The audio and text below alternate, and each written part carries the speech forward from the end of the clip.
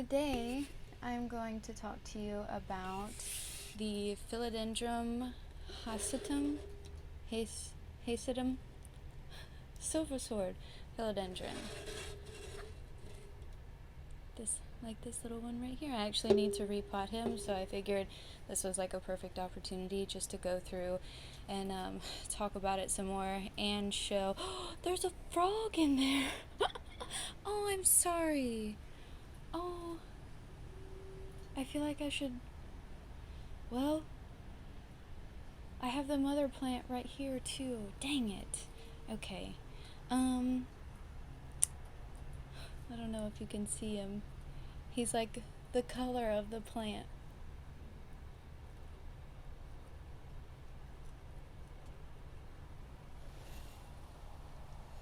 Can you see him in there? Down in the corner? Probably not. But oh well. I'll get him out before I transfer it over. I'll let him chill and try not to freak out while I'm talking about this. Today's kind of a windy, gloomy day, so I'm sorry if you can kind of hear the panels of the greenhouse, but I need to repot this guy because he's getting pretty weak at the base, and it's kind of warmer today. I'm in Florida, but I'm in northwest Florida, so still gets pretty cold here, and it's late. It's actually the first day of February, so it's warming up like just a touch, and I just figured today was a good day to get it over because it has been, like, out of all the plants in here, it has been one that I've been worrying about. So I'll just get down to it. This is an aroid, but it is also a terrarium plant, and I'm a sucker for terrarium plants. So if you keep watching any more of my videos, probably the majority of them, maybe half of them, will be terrarium plants. But this is a hemi-epiphytic plant, which means that it starts off the first half of its life as a terrarium plant, and then it moves over into a true epiphyte. That means it can handle a good bit of water, so if you're an overwaterer,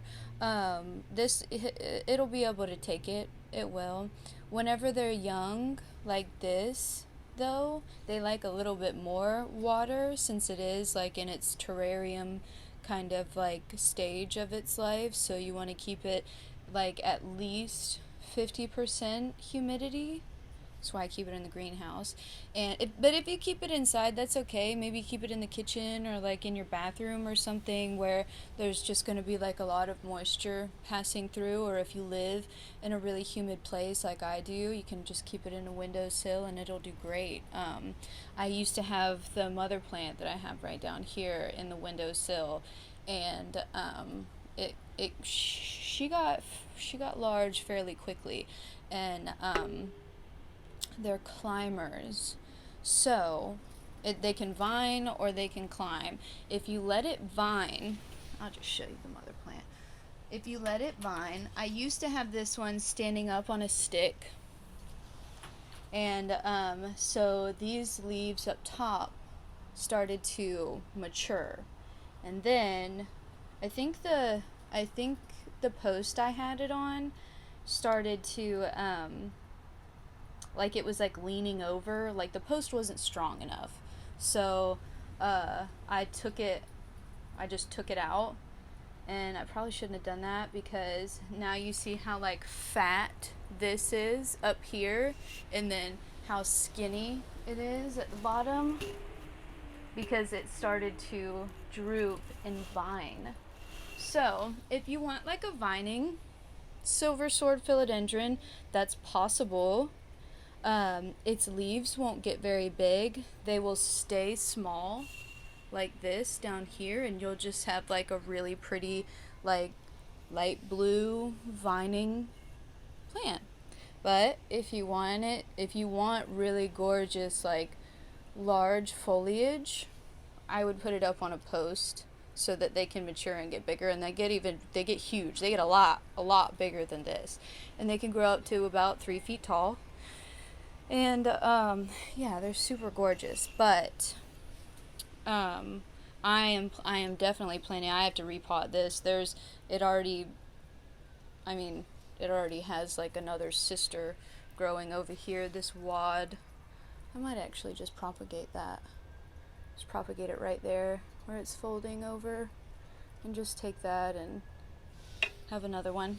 Okay, but moving on. So I've had other people tell me that they have a hard time with their silver swords, just because they either overwater them or they underwater them. But silver swords, they can take it either way. Whenever they're young like this, though, I'd say that they prefer to be a little bit more wet. So if you buy a small one to like save some money, because I know that the large ones are very expensive, just because they've been considered rare, but I don't know if they're considered rare anymore. I know that they were on the endangered species list for a while just because of the forest destruction over in Brazil, and they're from Brazil, so as you know, they like humid, warm. They can go to about 50 degrees. After below 50 degrees, they'll start to get a little black and mushy and not like it. But they're also canopy plants. Keep that in mind. Don't have them in like really stark, bright, direct sunlight, or you'll kill it, obviously. And since they're from Brazil and they're a canopy plant, they're climbers. They like to climb the trees to get to the top of the canopies, but that's why we just talked about a post, putting it on a post or a moss pole or something if you want it to like grow tall and have like big leaves. Again, if you want a vining plant, that's fine too. But alright, so I'm going to attempt to get this frog out of here. I feel so bad. I feel like he was just perfectly nestled in here because he's like the exact same color, and I mean, the plant it's warm. I can tell that it's warm. I'm sure that he really is enjoying being in here, but I need to switch it over. So here we go. All right. I'm sorry. Here, how about you just go into the mother plant? Just go into the mother plant. Just get out of there. There we go. Ah, that wasn't so bad. Okay. Make sure there's nobody else in here. Nope, we're good. Okay. So, I already got my little cup that I'm going to transfer him over into, and this is just a little plastic, the ones where you twist the bottom and you let the water out. It was $1 at Target. I'm not a big like super fancy potter person. I mean, I like my pots and all, but see, I buy cheapos where everything just kind of breaks. Okay, so I just got some regular old soil. There's really not much to like aeroids in their soil. Don't get really dense soil. Like the soil that I pop my Hoyas in aren't going to be what I put my aeroids in. My aeroids like really like loose, well draining, lots of oxygen to the roots. Think aeroid. They like air. They like a lot of fresh air to get down to it. Now I'm just like creating like a little hole right here in the middle to just kind of plop the plant into after I get it out of here. So I grab it down here I grab it by at the very bottom, as comfortably as you can reach without any sort of damage, and just slowly work it. Here, I'll turn it around.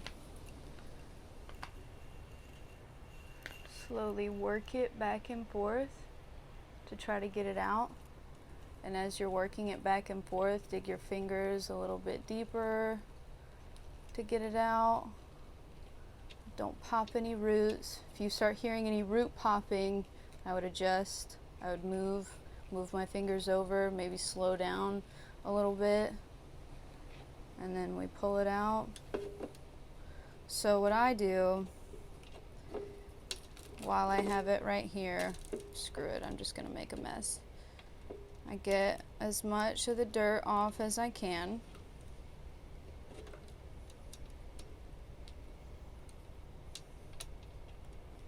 Without damaging anything. A lot of people, I've seen people, they just like murder the roots. They just rip it out, and or like they take a shovel and they just like chop it out of the pot. And I'm like, oh my god, no, no. Like, I don't know. I feel like that would shock the plant like a lot.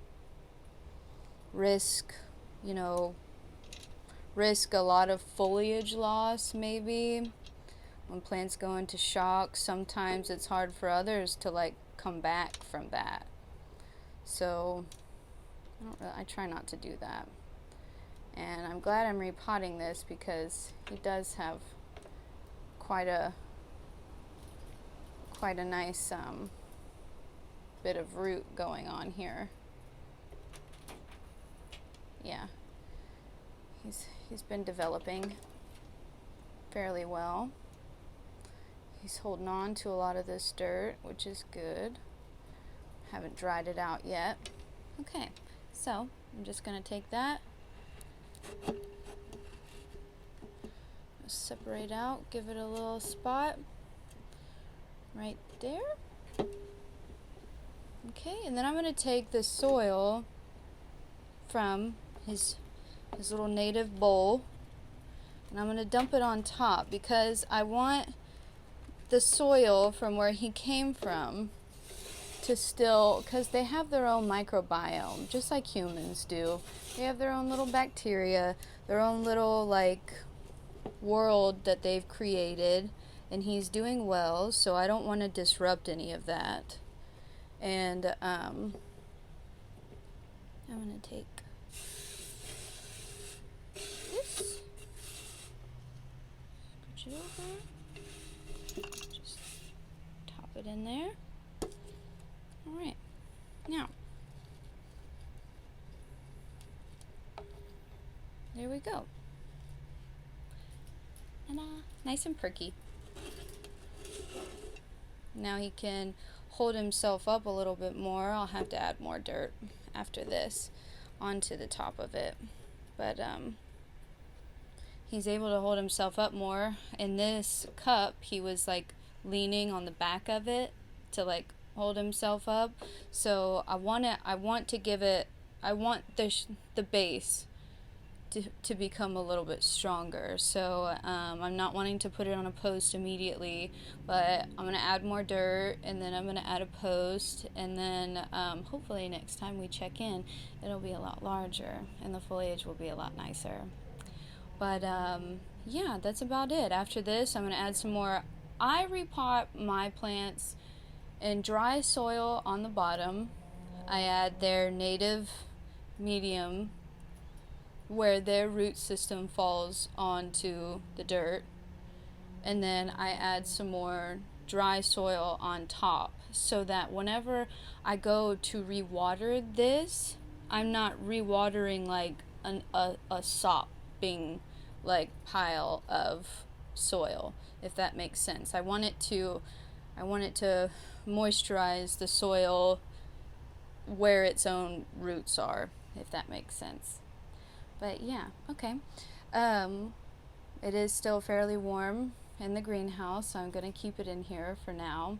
And that's about it for the silver sword philodendron. If you have any other questions, or if there's any specific things that you wanted to know about this, or what I do to take care of mine to get them larger, or to keep them thriving, just add a comment. Alrighty, thank you guys so much. I'll see you soon.